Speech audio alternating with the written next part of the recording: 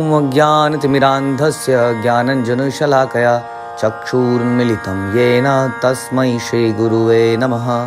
श्री चैतन्य चरितामृत अंत लीला चैप्टर 5। प्रद्युम्न मिश्रा ने रामानंद राय से क्या इंस्ट्रक्शंस ली, तो रामानंद राय के बारे में हम थोड़ा सा भी सुन रहे हैं। ये कैसा उनका करेक्टर है। सीधा भगवान के धाम से उनके नित्य पार्षद में से एक हैं, और हमने सुना कैसे आध्यात्मिक जगत में प्रेम शुद्ध, हर चीज़ वहाँ पर शुद्ध है। यहाँ पर हर चीज़ में मिश्रण है और वहाँ पर हर चीज़ शुद्ध रूप में अवेलेबल है। जैसे यहाँ पर प्रेम में मिश्रण है, वास्तविक प्रेम नहीं है, विकृत है, कह सकते हैं विकृत। शुद्ध सतोगुण और सतोगुण में यही अंतर है कि जब हम कहते हैं कि सतोगुण, कोई चीज़ सतोगुणी है, उस सतोगुणी में बीच बीच में तमो और रजो का मिश्रण रहता है। जब तमो और रजो का मिश्रण नहीं रहता है तो उसको हम शुद्ध सतोगुण कहते हैं।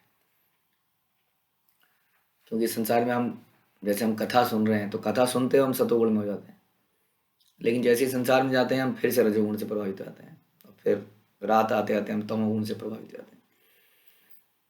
तो इस प्रकार से हम हमेशा सतोगुण में नहीं रहते, इसलिए ये संसारिक सतोगुण में मिश्रण पाया जाता है। तो भगवान के धाम में शुद्ध सतोगुण में हर चीज़ है, इसलिए वहाँ पर प्रेम के बीच में लस्ट नहीं आ सकती। तो रामानंद राय एक महान भगवान के भक्त हैं, उनके पार्षद हैं। हमने पहले भी सुना कैसे भगवान ने उनके साथ इतने दिनों तक परस्पर चर्चाएं करी, पूरी पूरी रात बैठकर, और कैसे रामानंद राय ने अपना गवर्नर की जॉब वगैरह छोड़ के भगवान के साथ ही चल पड़े। भगवान के एकदम क्लोज एसोसिएट्स में से रामानंद राय और स्वरूप दामोदर श्री मई, तीन लोगों को मानते हैं। प्रयास संख्या 19। काष्ठपाषाण स्पर्शे यैछे भाव, तरुणी स्पर्शे रामानंदेर तैछे स्वभाव। उन तरुणियों का स्पर्श करते समय वे काठ या पत्थर का स्पर्श करने वाले व्यक्ति के समान थे, क्योंकि उनका शरीर तथा मन दोनों अप्रभावित रहते थे। जैसे कि हम सुनते हैं कि हम मात्रवत परदारेशु परद्रव्येशु लोष्ठवत, दूसरे की वस्तु को कैसा समझना चाहिए, जैसे कोई पत्थर है, सोना चांदी नहीं है।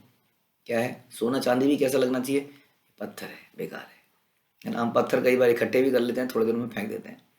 कई छोटे छोटे बच्चे नदियों से कुछ पत्थर इकट्ठा करते हैं गोल गोल, कई बार कुछ सिप्पियाँ इकट्ठे करते हैं, थोड़े दिनों में थक जाते हैं, उनसे फेंक देते हैं, कहीं पड़े रहते हैं, उनको तिजोरी में नहीं रखा जाता है। तो इस प्रकार का भाव हमारा होना चाहिए। दूसरे की संपत्ति और दूसरे की स्त्री को लेकर हमें सोचना चाहिए कि हमारी माँ है, बहुत रिस्पेक्टेबल है, हम इनके बारे में ऐसा कैसे सोच सकते हैं। जब दूसरे के बारे में ऐसा विचार आए तो सोचना चाहिए, क्या मैं अपनी माँ के बारे में ऐसा सोच सकता हूँ। ऐसा विचार हमें अपने ऊपर फोर्सफुली लाने पड़ते हैं। अपनी जो हमारी उत्तेजना है, हवस है, उसको शांत करने के लिए हमें फिलॉसफी सोचनी पड़ती है, तो हमारे विचार कभी कभी ठीक हो पाते हैं। लेकिन यहाँ पर बता रहे हैं रामानंद राय का कैसा स्वभाव था कि वो ऐसा समझते थे कि काठ या पत्थर का स्पर्श कर रहे हैं। और जो व्यक्ति लस्टी है वो व्यक्ति काठ की पुतली को देखकर भी प्रभावित हो सकता है, पत्थर को स्पर्श करके भी उसको लगता है कि मैं किसी तरुणी को स्पर्श कर रहा हूँ। यहाँ पर तरुणी को स्पर्श करके भी उन्हें लग रहा है कि मैं किसी पत्थर को स्पर्श कर रहा हूँ। तो ये इसको कहते हैं प्योरेस्ट। अब हमें सोचना चाहिए कितना कार्य बाकी है। चौथे नियम का पालन केवल ये बोल देना कि अपनी पत्नी से बाहर की स्त्री से संबंध न बनाना, और ये है रामानंद राय की स्थिति। तो हमें देखना चाहिए कितना काम अभी बाकी है, कितनी मेहनत करना बाकी है इस अवस्था में आने के लिए, स्त्री और पुरुष को, दोनों को। तो ऐसा उनका चरित्र था। सेव्य बुद्धि आरोपी या करे न सेवन, स्वाभाविक दासी भाव करे न आरोपण। श्री रामानंद राय ऐसा इसलिए करते थे क्योंकि वे अपने आप को अपनी स्वाभाविक स्थिति में गोपियों की दासी के रूप में मानते थे। हाँ, एक दासी का काम होता है ना, दासी जैसे दास का काम है मसाज, प्रभुपाद की मसाज करते थे लोग, उनको हेल्प करना। इसी तरह से दासियों का काम होता है। जैसे हम सुनते हैं देवहूति माता को गर्दम मुनि ने बहुत सारी दासियां दी, क्योंकि उनके शरीर में धूल के लेयर जम गई थी, क्योंकि उन्होंने अपने शरीर को नेग्लेक्ट कर दिया था। कई सारी दासियां आती हैं, उनको नहलाती हैं, उस कुंड से, बिंदु सरोवर से बाहर निकालती हैं सजा के। ऐसे ही ऐसा ही स्वभाव था रावण राय का कि मैं वो दासी हूँ। दासियों का काम क्या है, राधा रानी को, उनकी सखियों को इस प्रकार से उनकी सेवा करना, पर्सनल सेवा ऐसी करना, तो ऐसे ही समझते थे। इस तरह में यद्यपि वो बाहर से पुरुष प्रतीत होते थे, किंतु अंतःकरण से अपनी मूल आध्यात्मिक स्थिति में वे अपने आप को दासी रूप में और दोनों कन्याओं को गोपियां मानते थे। ऐसा हम अक्सर सुनते हैं अपने आचार्यों से कि जो हर व्यक्ति है वो क्या है, वो वास्तव में एक स्त्री है ओरिजिनल पोजीशन में, और भगवान एकमात्र पुरुष हैं, क्योंकि भगवान भोगता है। पुरुष बनते ही व्यक्ति के अंदर भोगने की प्रवृत्ति आती है। जब वो सोचता है कि मैं पुरुष हूँ, मेरी वाइफ जो है मेरे अधीन रहनी चाहिए, मेरे अनुसार चलनी चाहिए, वो मेरे द्वारा भोग्य वस्तु है, फिर वो व्यक्ति केवल वाइफ द्वारा वाइफ को ही भोग्य नहीं मानता है, धीरे धीरे हर स्त्री को भोग्य मानने लगता है। यदि आप ऐसा सोचते हैं कि आपकी पत्नी आपके द्वारा भोग्य वस्तु है, तो बहुत ही जल्दी आप बाकियों के प्रति भी ऐसा सोचेंगे। बिल्कुल उस पर रुकेगा नहीं, क्योंकि गीता में भगवान कहते हैं ये जो लस्ट है बर्न्स लाइक फायर। जब से घी डाला जाता है तो घी डालने से अग्नि और प्रज्वलित होती है। इसलिए यदि हम अपनी भावनाओं को अपनी पत्नी के साथ भी नहीं रोक पाएंगे, अपनी लस्टी भावनाओं को, तो वो बाहर जाएगी। ऐसा नहीं है कि आप कहेंगे नहीं पत्नी के साथ क्या समस्या है, क्योंकि वो मेंटेलिटी फिर बाहर भी रहेगी, क्योंकि हम सोचते हैं कि हम भोगी हैं, आई एम दी एंजॉयर। तो हमारी फिलोसफी के हिसाब से Krishna is the only enjoyer. भोक्ता राम यज्ञ तपसाम सर्वलोके महेश्वरम, I am the only controller, enjoyer and proprietor. मैं ही स्वामी हूँ, भगवान डिक्लेयर करते हैं इसको भगवद गीता में। इसलिए स्वामी ही भोगा जाता, स्वामी ही भोगता है, और हम क्या है, भोग्या। अगर हम भोग्य अपने आप को बना लेते हैं, ये बड़े सौभाग्य की बात है। अगर हम ऐसा चरित्र डेवलप कर लें, yes I am to be enjoyed by Krishna, तब हमारे अंदर ये फीलिंग नहीं आएगी ओ मेरा एक्सप्लॉयटेशन हो रहा है, आई एम बीइंग एक्सप्लॉयटेड, मुझे ज़्यादा सर्विसेज मिल रही हैं। और उसी तरह से घर के अंदर भी पत्नी पति को भोगने का प्रयास नहीं करेगी, और पति पत्नी को भोगने का प्रयास नहीं करेगा। हम अपने बच्चों को भोगने का प्रयास नहीं करेंगे। बहुत सारी चीज़ें हम भोगने का प्रयास करते हैं। तो यहाँ पर बता रहे कि उनका ऐसा, यद्यपि बाहर से पुरुष दिखते थे, हम तो बाहर से अगर पुरुष नहीं भी दिखते हैं, आजकल की जनरेशन में इतनी हेल्थ ही नहीं रही है कि वो पुरुष जैसा दिखे, लंबा चौड़ा, ताकत उसके अंदर हो, लेकिन फिर भी वो पुरुष बनने का प्रयास करता है। जरा सा बालक भी होता है तो बालक भी ये शो करने की कोशिश करता है कि वह पुरुष है, इसलिए वो गंदी आदतों में लग जाता है ना। बहुत ही दयनीय स्थिति है वास्तव में, बहुत ज़्यादा दयनीय स्थिति है। अगर हमारे अंदर ताकत नहीं भी होती है तो भी हम ये प्रूव करने का कोशिश करते हैं कि हम पुरुष हैं। बहुत ही घटिया एक इंसिडेंस हुआ था, आपको जाना याद होगा पीछे, एक बस में एक माता के साथ ज़बरदस्ती किया गया। उस बात को सुन के इतना ऐसा लगता है कि एक छोटा सा बालक था, उसके अंदर कैपेसिटी भी नहीं थी ऐसा करने की, तो जब वो नहीं कर पाया तो उसने उसकी हत्या कर दी, स्त्री की। मतलब छोटे छोटे बालक के अंदर ये भावना आ गई है because of exposure, wrong exposure to television and mobiles, and parents का अपना करेक्टर भी, आसपास का सारा माहौल, मार्केट्स, मॉल्स, कि छोटा छोटा बच्चा सोचता है कि आई एम दी एंजॉयर। ये जितनी भी स्त्री हैं, चाहे मेरे से उम्र में डबल है, चाहे ट्रिपल है, चाहे आधी उम्र में, ये सब मेरे द्वारा भोगे जाने की वस्तु है, इसलिए वो ऐसी ऐसी हरकतें करता है। तो हम कह रहे हैं कि पुरुष की क्वालिटी ना होने पर भी, पुरुष की पावर ना होने पर भी, हम देखते हैं अपने पुराने कुछ 500-1000 साल पहले के लोगों को, जो कितने बड़े बड़े होते थे, उनकी तलवारें आज भी म्यूजियम में अवेलेबल हैं। हम पूरी ताकत से वो तलवार उठाएं तो बस उठा ही पाएंगे। वो तलवार से वो लड़ते थे, लड़ते हुए कितना, you have to be so fast, घुमाने में इतनी देर में तो क्या क्या हो जाएगा, कैसे वो उसको घुमाते होंगे। वो थे पुरुष। अगर वो पुरुष है ना, यहाँ तो बताया जा रहा है कि हम लोगों की हालत ये है कि कीकड़ी पहलवान, और फिर भी पुरुष बनते हैं मानसिकता से, और फिर हुक्म चलाते हैं और भोगने का प्रयास करते हैं। तो हमें हमेशा ध्यान रखना चाहिए कि हम सब वास्तव में स्त्री हैं, प्रकृति हैं, भगवान की शक्ति हैं, उनका अंश हैं, शक्ति का अंश है। इसलिए हम सब लोग वास्तव में भगवान द्वारा भोग्य वस्तु है, ना कि भोक्ता है। ऐसा भाव था रामानंद राय का, हाँ, कि वो क्या समझते थे, गोपियों की दासी के रूप में स्वयं को मानते थे। इसलिए उनके अंदर कभी दुर्भावना आई नहीं। हम बड़े बड़े परेशान रहते हैं, क्या करें, दिमाग में ऐसे विचार आते ही क्यों है। बड़ा परेशान रहता है व्यक्ति।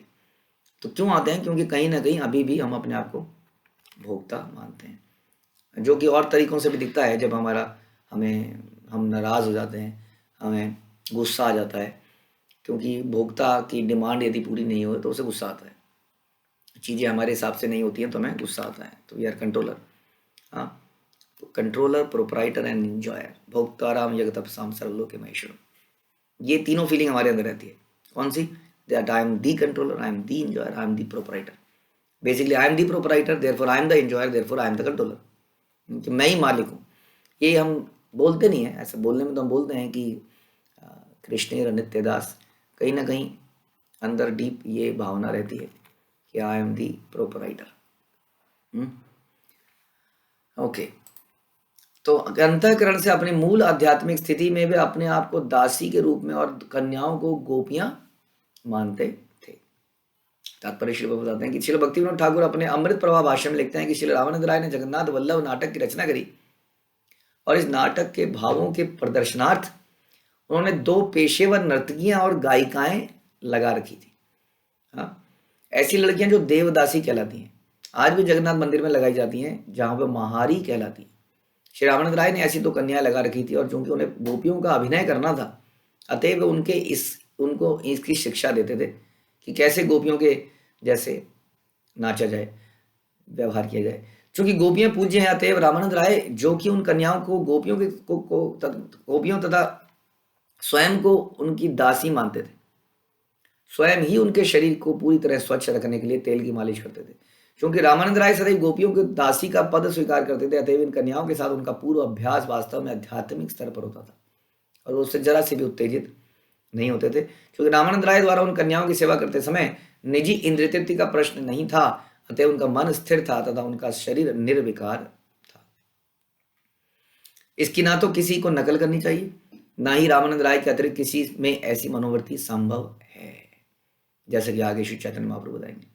तो ये तो बहुत ही रेयर सिचुएशन है। ऐसी सिचुएशन से पहले की बात कर रहे हैं हम तो बिना ऐसी सिचुएशन के ही मन द्वारा उत्तेजित हो जाते हैं। हम तो कोई बात सुन के ही उत्तेजित हो जाते हैं। हम तो कोई आंखों से किसी को, सभ्य स्त्री को देखकर भी उत्तेजित हो जाते हैं। भड़काऊ स्त्री को तो क्या देखेंगे, सभ्य स्त्री को देख के भी हम उत्तेजित हो जाते हैं। तो ये हमारी स्थिति है, तो हम कैसे नकल कर सकते हैं। श्री चैतन्य चरितामृत के रचयिता ने यह वर्णन इसलिए दिया है क्योंकि पूर्ण भक्ति में ऐसी स्थिति प्राप्त की जा सकती है। ये स्थिति प्राप्त की जा सकती है। इसलिए लक्ष्य जो है बहुत ऊपर है। केवल माला कर लेने से काम नहीं चलेगा। हम देखते हैं कि आज भी दिमाग में न जाने कैसे कैसे विचार आ जाते हैं, छोटे छोटे, जैसे हम अक्सर डिस्कस करते ही हैं। किसी भक्त के निंदा, उसके अंदर बैर भाव, कंपैरिजंस, यहाँ पर ऐसा क्यों है, यहाँ ऐसा क्यों नहीं है, वगैरह वगैरह वगैरह। लेकिन क्या लक्ष्य है? देखिए, लक्ष्य इज वेरी हाई। ये मनोदशा बता रहे हैं कि ऐसी स्थिति प्राप्त की जा सकती है। तो भी इस विषय को गंभीरता से समझे जाने की आवश्यकता है। कहीं भी ऐसे कार्यों की नकल करने का प्रयास नहीं करना चाहिए। महाप्रभुर भक्त गणेर दुर्गम महिमा, ताहे रामानंदेर भाव भक्ति प्रेम सीमा। श्री चैतन्य महाप्रभु के भक्तों की महानता को समझ पाना अत्याधिक कठिन है। इन सब में श्री रामानंद राय अनोखे हैं, क्योंकि उन्होंने यह दिखला दिया कि कोई अपने प्रेमावेश को किस तरह चरम सीमा तक पहुंचा सकता है। जब प्रेम चरम सीमा तक पहुंच जाता है तो उसमें ये विकार जो संसारी हैं ये समाप्त हो जाते हैं। एकदम शुद्ध प्रेम, जैसा हम पहले भी चर्चा कर रहे थे। कोई रजो और तमो का कोई मिश्रण है ही नहीं। कोई स्वयं को संतुष्ट करने की कोई ऐसी इच्छा बची ही नहीं है। जैसे गोपियां का हम सुनते हैं अक्सर, केवल कृष्ण की प्रसन्नता जिस चीज में है। तो ये शुद्ध अवस्था, ये हमारा लक्ष्य है। इसमें हमारा मन का भाव कैसा होता है। अक्सर हम देखते हैं लोगों को कि लोग जो है गोपियों की नकल मारने लगते हैं, जिसको हम सहजिया भी कहते हैं। तो केवल कपड़े बदल लेने से या चाल हाल ढाल से अपने आप को स्त्री बना लेना इज नॉट इनफ। क्योंकि रामानंद राय चाल से स्त्री नहीं थे, कपड़ों से स्त्री नहीं थे, पुरुष जैसे लगते थे हर चीज़ से। कई लोग ऐसा बनते हैं कि वो पुरुष की उसमें होते हैं, लेकिन वो अपने आप को स्त्री बना लेते हैं ये सोच के कि हम गोपी हैं। उनकी चाल वाल भी ऐसा लगता है कोई नपुंसक आ रहा है, क्योंकि चेहरा तो डील डॉल तो पुरुष की है, लेकिन हरकतें माता की हैं। ऐसा नकल मानने की जरूरत नहीं है, ये बेसिकली इंटरनल मैटर है मानसिकता का, जो यहाँ डिस्कस करा जा रहा है कि अपने आप को कैसे गोपियों का दास मानना।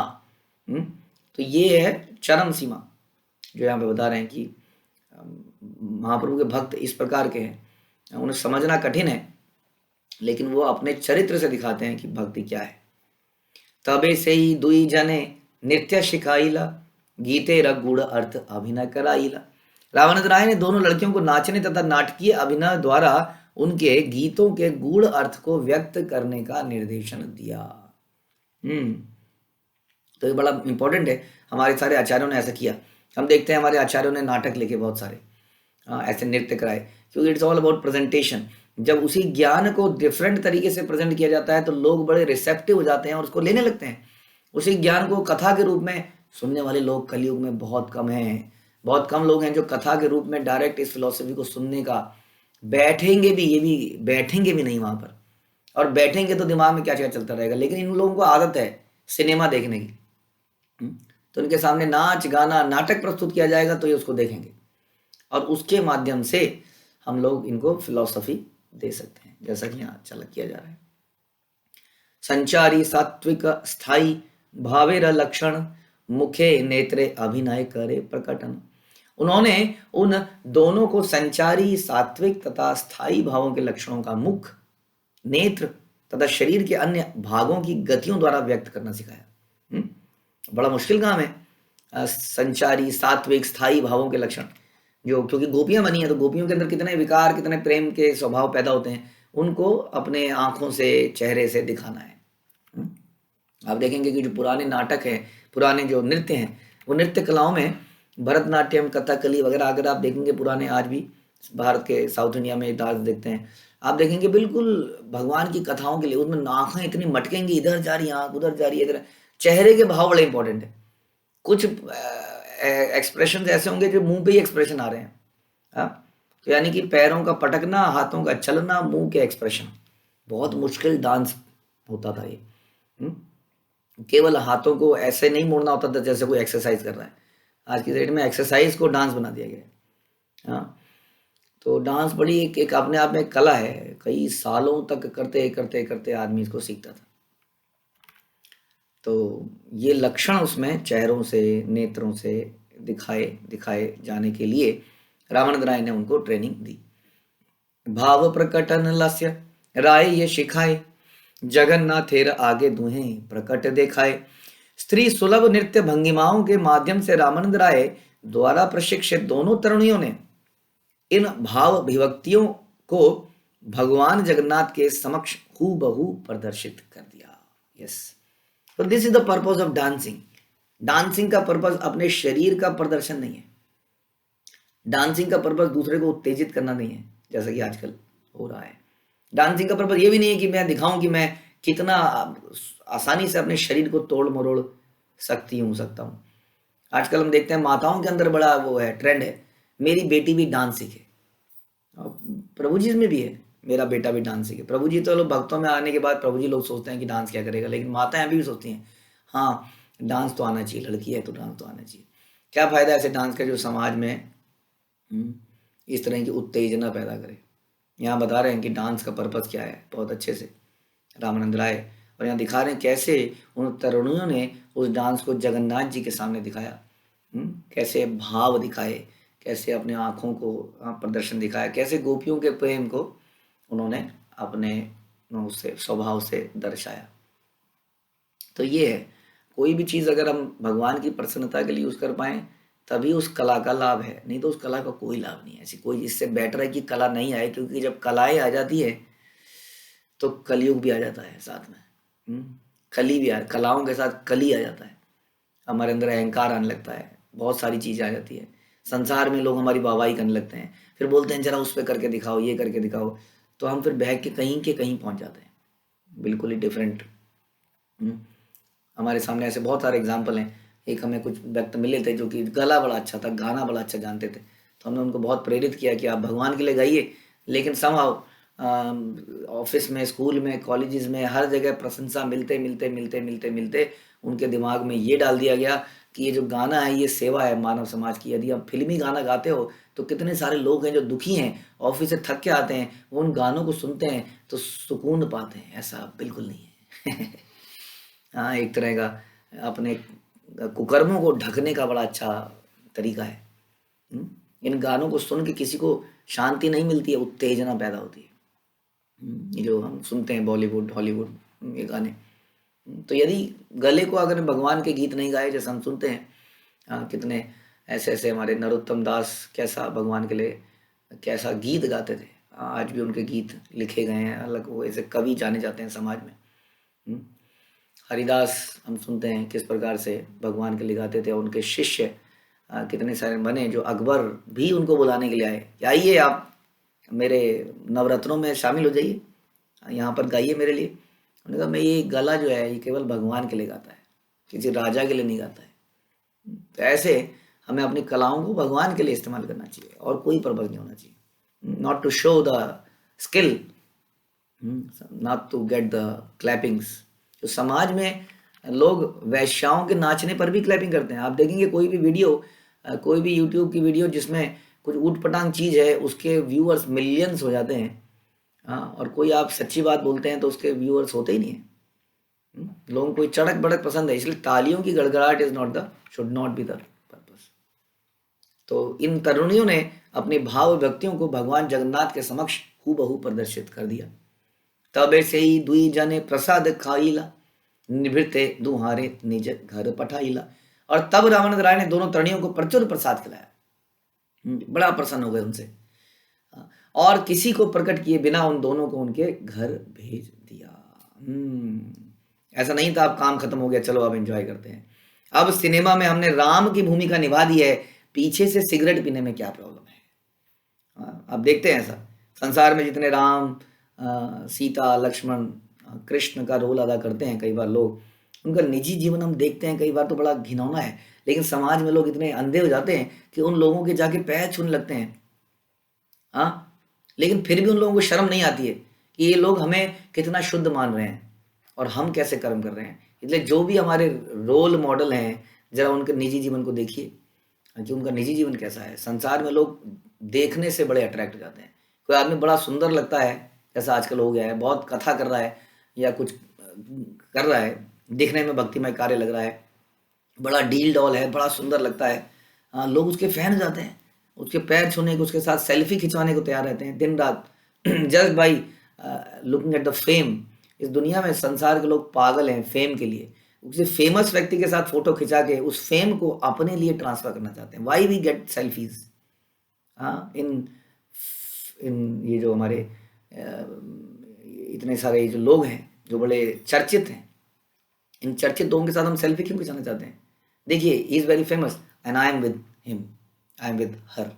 तो उस फेम को चुराना चाहते हैं, वो हमारी अंदर की इच्छा है दबी हुई, इसलिए हम उनके पीछे भागते हैं। और वो भागना क्यों है? Just because they are very good looking, they are very famous. ये ऐसा जमाना हो गया है। शुद्धता की कोई डिमांड नहीं है, सब दिखावा।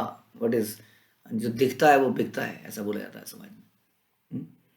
तो इसलिए समाज में इसी तरह के लोगों के लिए लोगों की डिमांड है, लेकिन हमें ऐसे पागलपन के पीछे नहीं भागना है। ध्यान रखिए, always look at the content. शुद्धता की तरफ जाइए। शिला प्रभुपाद बिल्कुल भी राजा राम की तरह नहीं चलते थे। शिला प्रभुपाद के बाल बिल्कुल भी चलते हुए ऐसे उछलते हुए नहीं आते थे, उनका लुक्स ऐसे नहीं थे, but he change the hearts of millions and billions just by his purity. तो always look for the purity, not for the exteriors, external appearances, जिसमें हम पागल हो जाते हैं। कोई स्त्री हमें लगता है कितनी अच्छी स्त्री है, क्यों? क्योंकि बहुत सुंदर है, हमें लगता है कितनी अच्छी होगी। कई बार ऐसा लगता है कि कई बार उसके मुंह खोलने से पता चलता है ओहो कि क्या है। इसलिए प्रभुपाद भी कहते थे किसी व्यक्ति के चरित्र का उसके मुंह खोलता है तब पता चलता है, उसकी शक्ल से पता नहीं चलता है। इसलिए कहावत भी हम सुनते हैं कि मोल करे तलवार का पड़ी रहन तो म्यान। हाँ, कि पूछिए कि उस व्यक्ति के अंदर ज्ञान कितना है। तो यहाँ पर हम देख रहे हैं रामानंद राय का डीलिंग्स विद दोज गर्ल्स, कैसे वो उनको ट्रेन करते हैं भगवान की प्रसन्नता के लिए। नाटक पूरा होने के बाद उनको आराम से उनके घर भेज देते हैं, किसी प्रकार की कोई उत्तेजना नहीं, किसी प्रकार की कोई सेल्फी नहीं, किसी प्रकार की कोई रंगरलिया नहीं। प्रतिदिन राय छे कराए साधन, कौन जाने क्षुद्र जीव कहाँ तार मन। प्रतिदिन वे उन दोनों देवदासियों को नृत्य सिखाते। आज की डेट में देखते हैं कि फिल्मी एक्टर एक्ट्रेसेस को डायरेक्टर साहब सिखा रहे हैं, और थोड़े दिनों में उस हीरोइन ने अपने पति को छोड़ के डायरेक्टर से शादी कर ली है। डायरेक्टर साहब सिखाते सिखाते चक्कर में फंस गए। उस स्त्री ने भी सोचा, अरे ये तो बहुत ही पिक्चरों में रोल दिला देगा, बहुत कराएगा, मेरा करियर इससे ही बनेगा, क्यों ना इसके पास चले जाऊं। ऐसा हम सुनते हैं कि जब एक लेडी किसी बूढ़े आदमी से शादी करती है तो क्या बोलती है कि एक तो इसके दिन कम और इसकी इनकम, हाँ दिन कम है इनकम ज़्यादा है।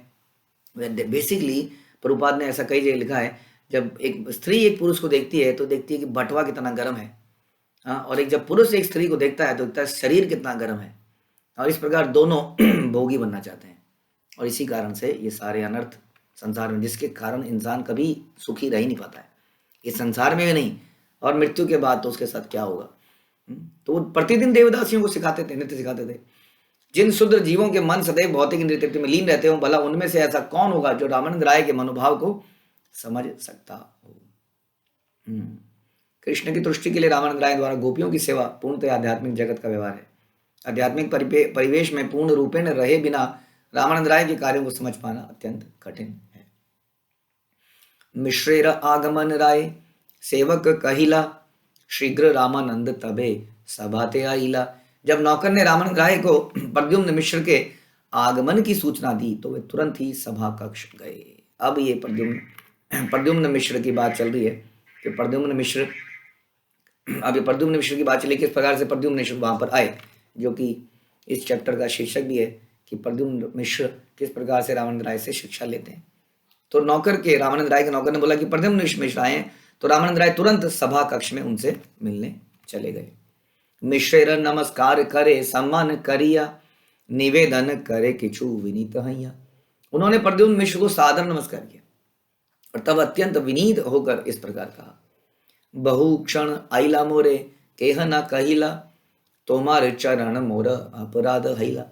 हे महोदय, आप काफी समय पहले यहाँ आए हैं, किसी ने बताया नहीं, आपको मेरे लिए इंतजार करना पड़ा, इसलिए मैं निश्चित रूप से आपके चरण कमलों पर अपराधी।